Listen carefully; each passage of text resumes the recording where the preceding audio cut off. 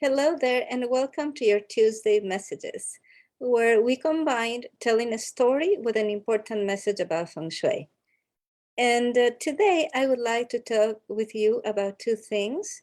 And one of those is that heaven never abandons you. Heaven is constantly sending you messages to help you out. And the other thing is I want to be sharing with you a story of how heaven saved me from um, running out of gas one time. And so before I move on, I need to make sure that the story is being shared in the group. So let me just make sure that I do that. And then I will continue with the message. There you go.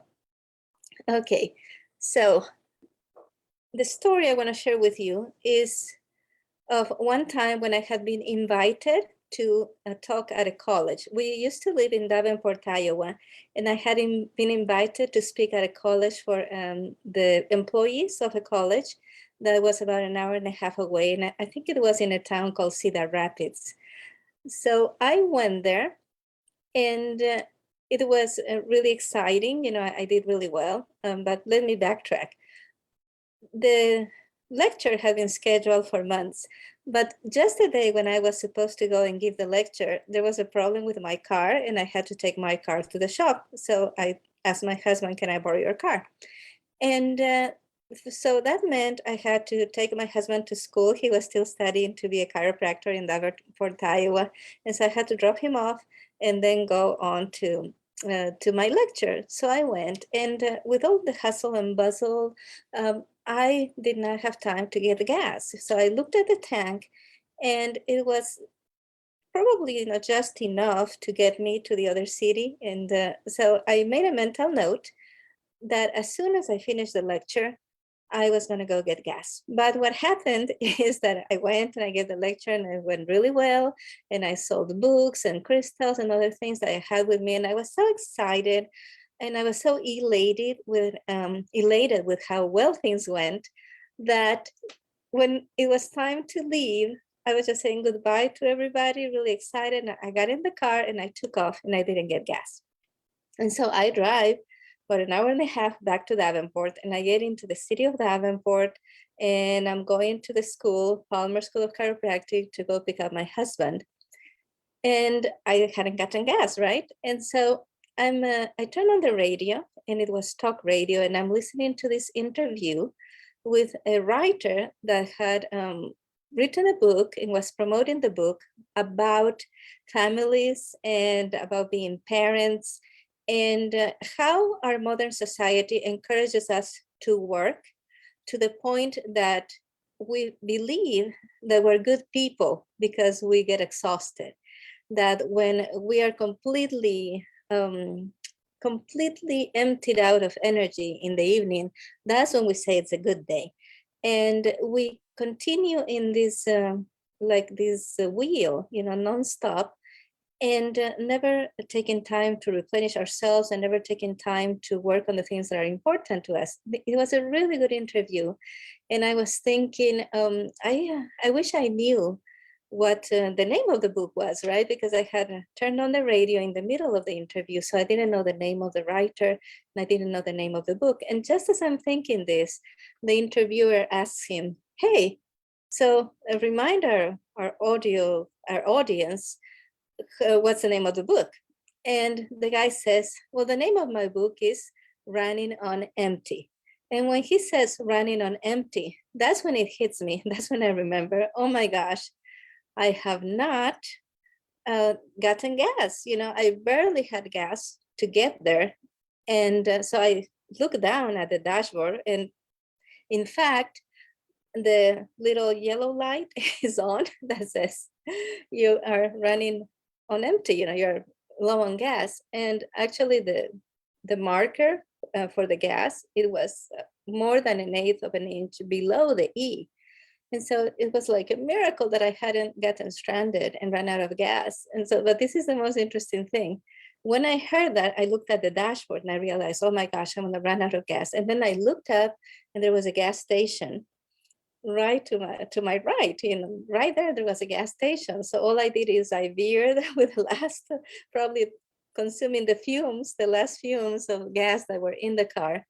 And I just glided into the gas station and got gas and then filled up the tank. And then I was able to go get my husband. And so nothing happened, right? So it could have been a terrible situation. Imagine if I had gotten stranded in the middle of the road, right? And so it was so interesting that something guided me to turn on the radio and to put it on that radio station, and where they were talking about these things that were so interesting to me. And then the message, running on empty was the name of the book. And my husband's car was pretty much running on empty. And that was the reminder to look at the dashboard and to get gas. And that happened with such synchronicity at the very moment when I was right there by the gas station. So it's just an amazing thing to happen. And the reason I want to share this story with you was because recently I have been sharing with you about the importance of life missions and how every person comes to life with life missions, the things that you want to do, accomplish, and learn for yourself, and the things that you have been asked to do or be for others. But the most amazing thing is that heaven doesn't just send you into life and say, hey, these are the things you need to accomplish in this lifetime. Heaven never abandons you. And now I say heaven because heaven is the word used traditionally in Feng Shui and in ancient East Asian philosophy. But I mean, you can use the word according to your beliefs. You can use God, creator, universe, life, nature, God, goddess, whatever word you want to use according to your personal beliefs. But it is that power that is so much greater than us and sustains us, right?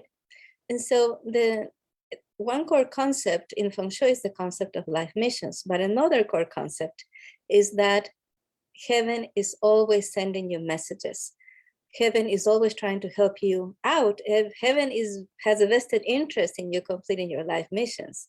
And so heaven never abandons you. And those messages can come through a fortune cookie. It can come through a program in the radio. It can come through a book that somebody gives you. It can come through a post on Facebook that makes you stop, or on any social media that makes you stop. It can come through a movie. It can come through the words of a friend. There are so many ways that heaven is trying to communicate with you. And if you just listen, things are going to go really well and you're going to avoid a lot of problems.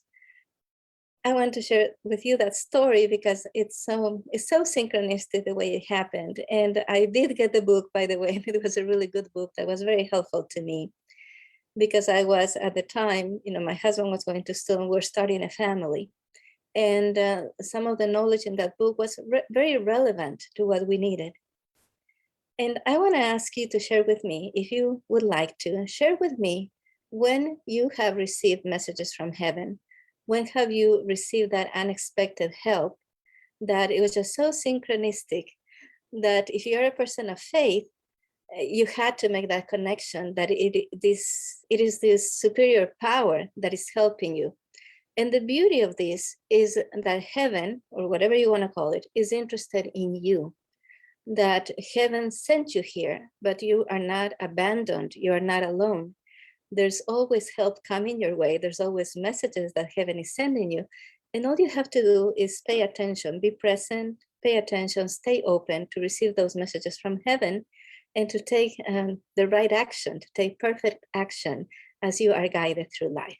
So I would love to hear if you have had any memories and circumstances like that, where you really needed to hear something that was relevant either to that moment, like what happened to me in that moment, or that was relevant to you as a decision for your life. I just love to hear those stories. So if you feel comfortable sharing, please share in the comments. And that's my message for you today. And I look forward to the next time.